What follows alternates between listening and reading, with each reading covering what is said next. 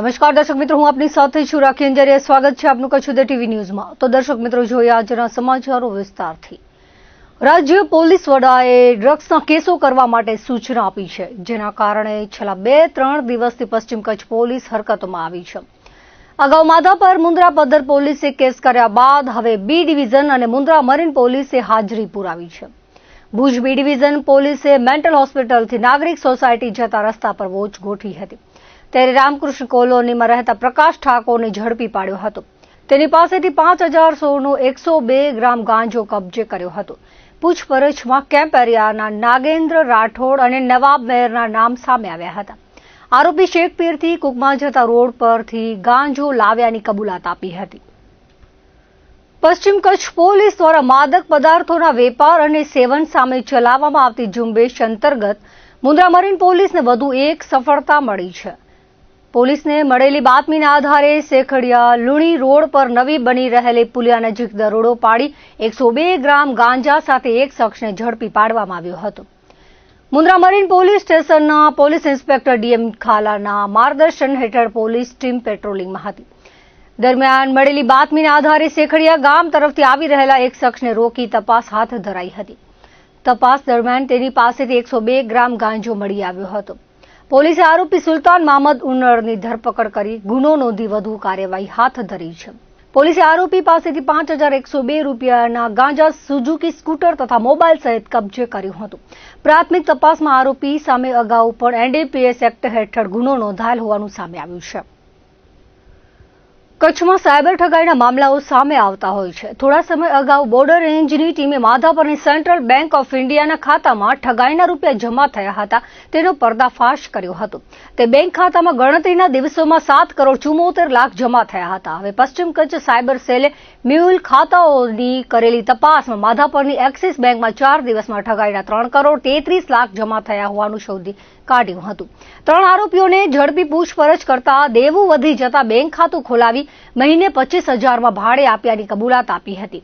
માધાપર પોલીસમાંથી મળતી વિગતો મુજબ મ્યુલ ખાતાની તપાસ દરમિયાન માધાપર સ્થિત એક્સિસ બેંકમાં કૃષ્ણા એન્ટરપ્રાઇઝ નામે ખોલવામાં આવેલ હતું।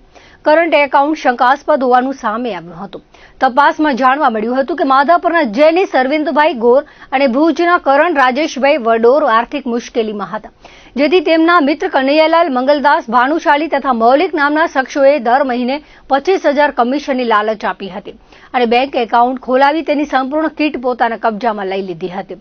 પોલીસ તપાસમાં ચોંકાવનારો ખુલાસો થયો છે કે માત્ર 4 દિવસ દરમિયાન 10 ડિસેમ્બરથી 13 ડિસેમ્બર વચ્ચે આ એકાઉન્ટમાં 3,33 લાખની વધુની રકમ જમા થઈ હતી અને ત્યારબાદ ઉપાડી લેવામાં આવી હતી। એકાઉન્ટ વિરુદ્ધ આંધ્રપ્રદેશ, દિલ્હી, ગુજરાત, હરિયાણા, મહારાષ્ટ્ર અને કેરળ સહિત દેશના વિવિધ રાજ્યોમાંથી 54 સાયબર છેતરપિંડીની ફરિયાદો નોંધાઈ છે, જેમાં વિવાદિત ટ્રાન્ઝેક્શનની રકમ 1,05 લાખથી વધુ હોવાનું સામે આવ્યું છે। માધાપર પોલીસે જેનિસ ગોર, કરણ વડોર, કનૈયાલાલ ભાનુશાલી અને મૌલિક સામે ગુનો નોંધી 3 શખ્સોની ધરપકડ કરી હતી।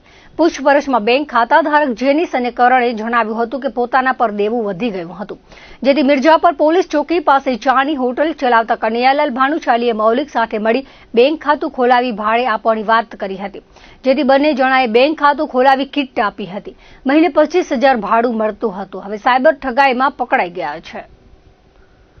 ભુજ વિભાગના પોલીસ મથકો દ્વારા પકડવામાં આવેલ 1.56 કરોડનો દારૂનો નાશ કરવામાં આવ્યો હતો। મળતી માહિતી મુજબ ભુજ અને ખાવડા રોડ પર સંદાદા મંદિર વિસ્તારમાં સીમા રોડ પર સરકારી પડતર જમીનમાં દારૂનો નાશ કરાયો હતો।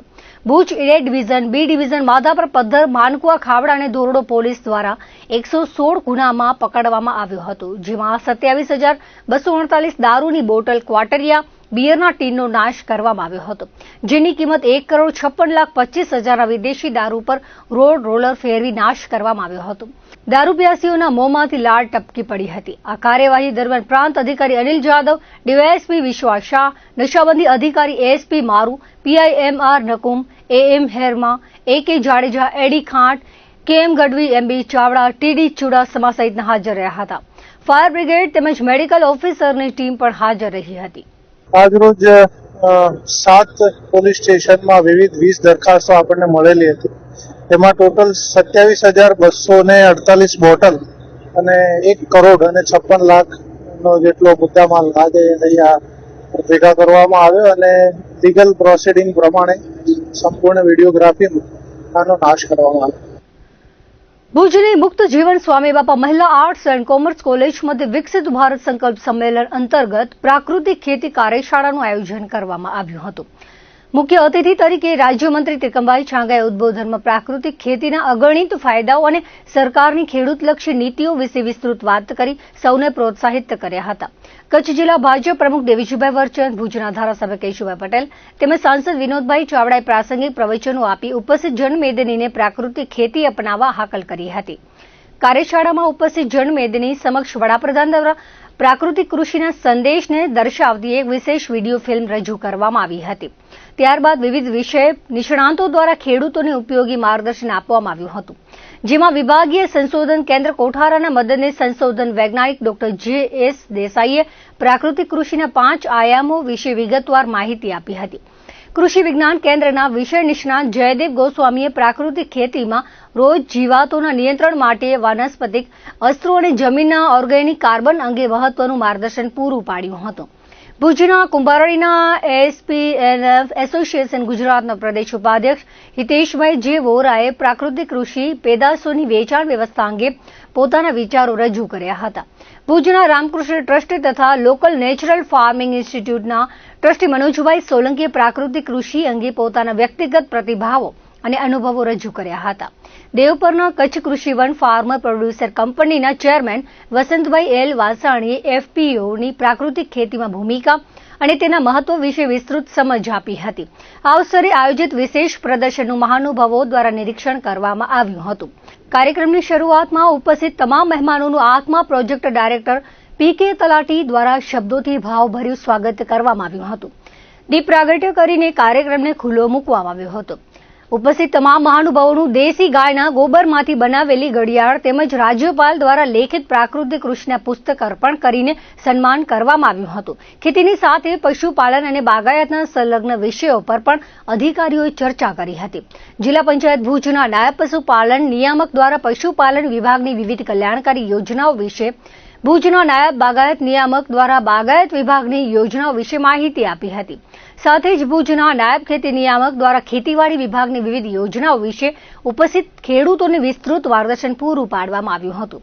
કાર્યક્રમમાં તાલુકા કક્ષાના બેસ્ટ આત્મા ફાર્મર એવોર્ડ મેળવનાર સફળ ખેડૂતોને પ્રશસ્તિપત્ર આપીને વિશેષ સન્માનિત કરવામાં આવ્યા હતા. આ પ્રસંગે કચ્છ પ્રભારી ફલજીભાઈ ચૌધરી, જિલ્લા પંચાયત પ્રમુખ પ્રભાબેન મેરામણભાઈ હુણ, જિલ્લા ખેતીવાડી અધિકારી ડોક્ટર કે.ઓ. વાઘેલા, નાયબ ખેતી નિયામક પી.કે. પટેલ, નાયબ બાગાયત નિયામક એમ.એસ. પરસાણીયા, મદદનીશ ખેતી નિયામક એચ.એ. પ્રજાપતિ, જિલ્લા ભાજપ મહામંત્રી ભીમજીભાઈ જોધાણી, રવિભાઈ ત્રવાડી, બાલકૃષ્ણ બોતા વગેરે હાજર રહ્યા હતા. મદદનીશ ખેતી નિયામક પેદાશ તાલીમ કેન્દ્ર ભુજના દિનેશભાઈ ચૌધરીએ આભાર વિધિ કરી હતી. 12 વર્ષ વિશ્વાસના વિકાસના અને જનકલ્યાણના જે અંતર્ગત દેશની અંદર અનેક વિકાસના કાર્યો થઈ રહ્યા છે. દેશના યશસ્વી વડાપ્રધાન શ્રી નરેન્દ્ર મોદી સાહેબ, જેમણે 12 વર્ષ આ દેશની સેવા કરીને એક નવો ઇતિહાસ રચ્યો છે, જેના ભાગરૂપે અલગ અલગ કાર્યક્રમો થઈ રહ્યા છે. ભુજની અંદર આજે કચ્છ જિલ્લાના પ્રાકૃતિક ખેતી કરતા ખેડૂતોનું આજે સંમેલન થયું હતું. 52,000 જેટલા ખેડૂતો કચ્છની અંદર ટોટલની અંદર ઓનલાઈન પ્રાકૃતિક ખેતીમાં જોડાણા છે. 1 એકરથી 10 એકર સુધીમાં આ લોકો ખેતી કરે છે. મોટા પ્રમાણમાં ખેડૂતોની અંદર આજે જાગૃતતા આવી છે અને આપણા દેશના વડાપ્રધાન શ્રી નરેન્દ્ર મોદી સાહેબ, રાજ્યના મુખ્યમંત્રી શ્રી ભૂપેન્દ્રભાઈ પટેલ સાહેબ, જેમણે હંમેશા પ્રાકૃતિક ખેતીને મહત્ત્વ આપ્યું છે. આપણા રાજ્યપાલ શ્રી આચાર્ય દેવવ્રતજી પણ એક પ્રેરણારૂપ કામ કરી રહ્યા છે.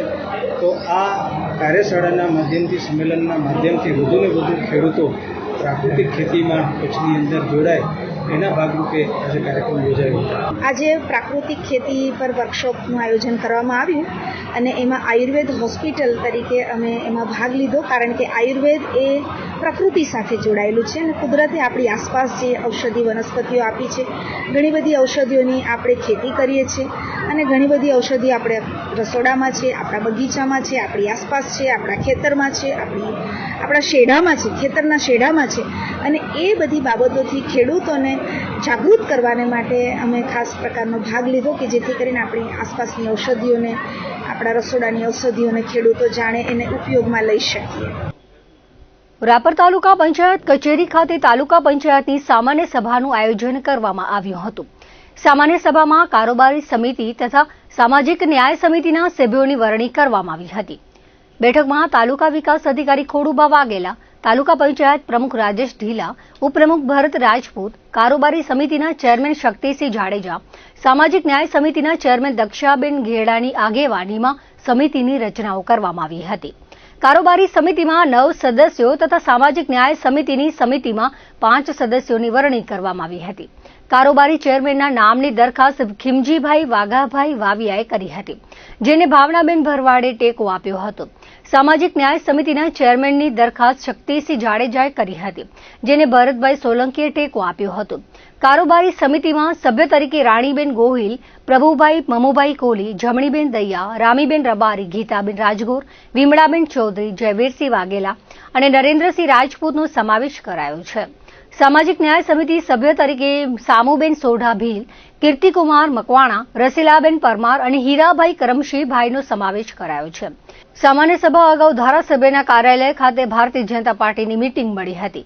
ત્યારબાદ રાપર તાલુકા પંચાયત કચેરી ખાતે સામાન્ય સભા યોજાઈ હતી, જેમાં જિલ્લા ભાજપ ઉપપ્રમુખ વસંતભાઈ કોડરાણી, નશાભાઈ દૈયા, મહેન્દ્રસિંહ વાઘેલા, કાર્યાલય ઇન્ચાર્જ વિનુભાઈ થાનકી, મુદુભા વાઘેલા, જયવીરસિંહ વાઘેલા સહિતના સદસ્યો ઉપસ્થિત રહ્યા હતા.